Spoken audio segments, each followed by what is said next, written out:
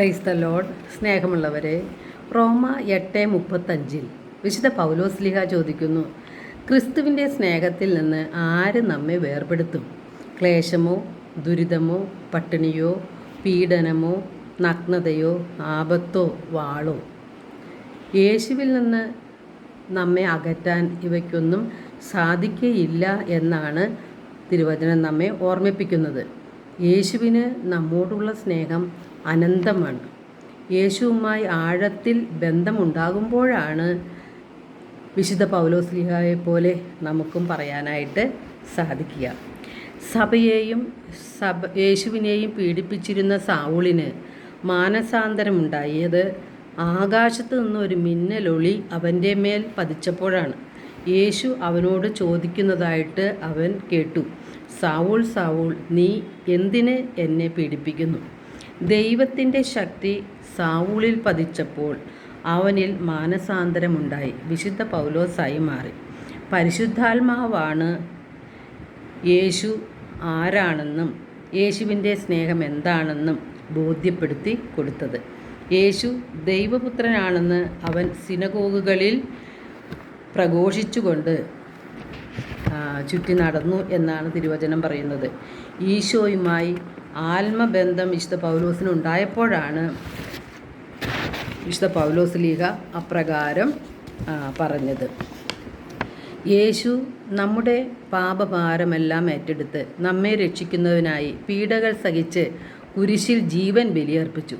സ്നേഹിതന് വേണ്ടി ജീവൻ ബലിയർപ്പിക്കുന്നതിനേക്കാൾ വലിയ സ്നേഹമില്ല എന്ന് യേശു വ്യക്തമാക്കുകയാണ്. ഈ യേശുവിന് വേണ്ടി ജീവിക്കുവാൻ, യേശുവിനെ സ്വന്തമാക്കുവാൻ വേണ്ടിയാണ് നാം നിരന്തരം പരിശ്രമിക്കേണ്ടത്. അതിനുള്ള ശക്തി തരുന്നത് പരിശുദ്ധാത്മാവാണ്. നാം എന്തിനു വേണ്ടിയാണ് പ്രാർത്ഥിക്കേണ്ടത്? പരിശുദ്ധാത്മാവിൻ്റെ നിറവ് നമ്മിലുണ്ടാകാൻ വേണ്ടിയാണ് നാം പ്രാർത്ഥിക്കേണ്ടത്. പരിശുദ്ധാത്മാവിനെ ലഭിച്ചു കഴിയുമ്പോൾ നമ്മളിൽ മാറ്റമുണ്ടാകും. നമ്മുടെ ജീവിതം തന്നെ മറിയും. നാം ഒരു പുതിയ സൃഷ്ടിയായി മാറും. പരിശുദ്ധാത്മാവ് പാപത്തെക്കുറിച്ചും നീതിയെക്കുറിച്ചും ന്യായവിധിയെക്കുറിച്ചും നമ്മെ ഓർമ്മിപ്പിക്കും.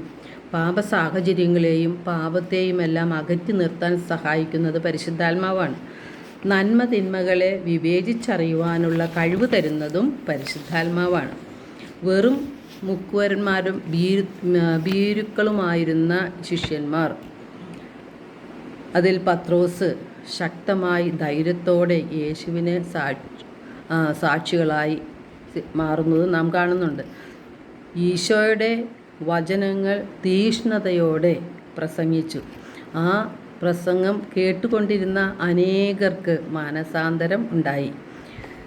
അപ്പോൾ നാം ചോദിക്കും, മാമോദീസായിലൂടെ നമുക്കും പരിശുദ്ധാത്മാവിനെ ലഭിച്ചതല്ലേ?